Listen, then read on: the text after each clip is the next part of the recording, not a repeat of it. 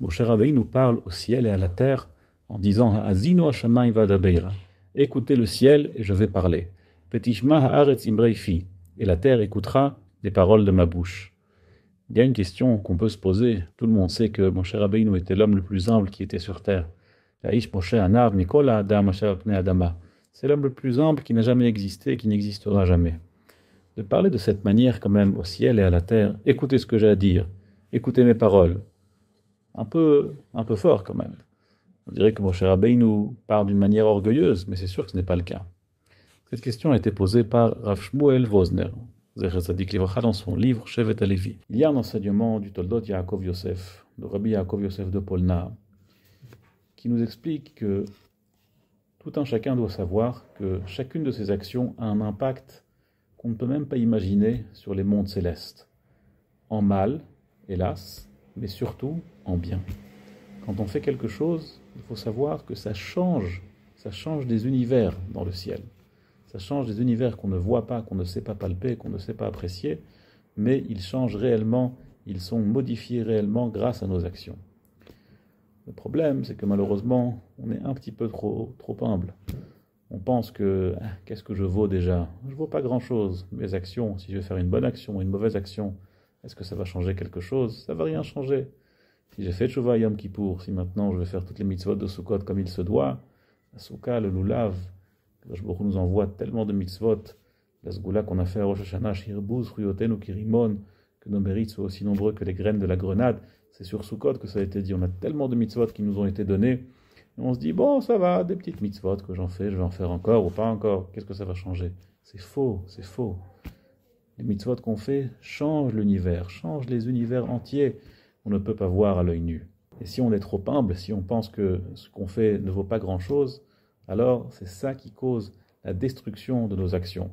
Et sur ça, le Talmud nous dit, dans le traité de Gittin Daf Nun Vav, que la Hanava, l'humilité de Rabbi Zecharia ben Avkulas, elle a entraîné la destruction du temple.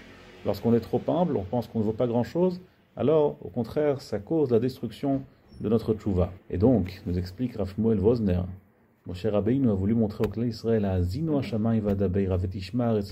ciel et la terre, ils nous écoutent au pied de la lettre. Et on a un contrôle sur l'univers avec nos actions, en bien ou en mal, chas v'shalom.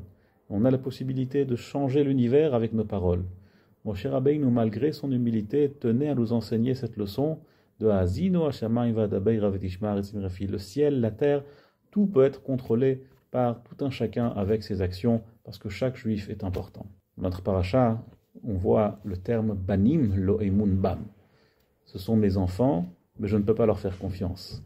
C'est intéressant qu'Akadosh Baruch Hu a choisi le terme banim, c'est mes enfants dans lesquels je ne peux pas faire confiance. Akadosh Baruch Hu, bien qu'il ne peut pas nous faire confiance, parce qu'il parle d'un cas de figure en faute, malgré tout on est appelé quoi? Banim, ses enfants.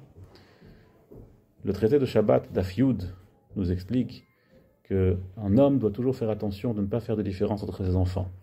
Nous voyons que dans Yosef Hatzadik, parce que Yaakov a fait une différence entre Yosef et ses autres enfants, alors ça a causé Yeridat Bnei Israël en Mitzrayim, ça a causé que les Bnei Israël sont descendus en Égypte. Et donc on voit qu'on n'a pas le droit de faire de différence entre les enfants. Akadosh Baruch Hu, il applique toute la Torah. Akadosh Baruch Hu ne fait pas de différence entre les enfants. Maintenant, on a passé un Yom Kippour, on arrive dans la fête de Sukkot, on pense que bon, il y a les bons juifs qui ont fait tout bien comme il faut, qui vont faire tout bien comme il faut, mais nous, on n'est pas les enfants d'Hachem, on n'est pas les bons. Kadosh Baruch Hu ne fait aucune différence entre ses enfants. Kadosh Baruch Hu applique toute la Torah. Lo yeshane Adam bein ben avanim. Adam ne fait pas de différence entre ses enfants. Kadosh Baruch Hu non plus ne fait pas de différence. Banim lo emun bam. Kadosh Baruch Hu, on est tous ces banim, même si on ne fait pas tout bien comme il faut. Mais maintenant, après ce Yom Kippour, maintenant en arrivant, en rentrant dans Sukkot, on va tout bien faire comme il faut et on va être des vrais banim atem la Hashem Elokechem. Kol tuv, Shabbat shalom, Chag sameach.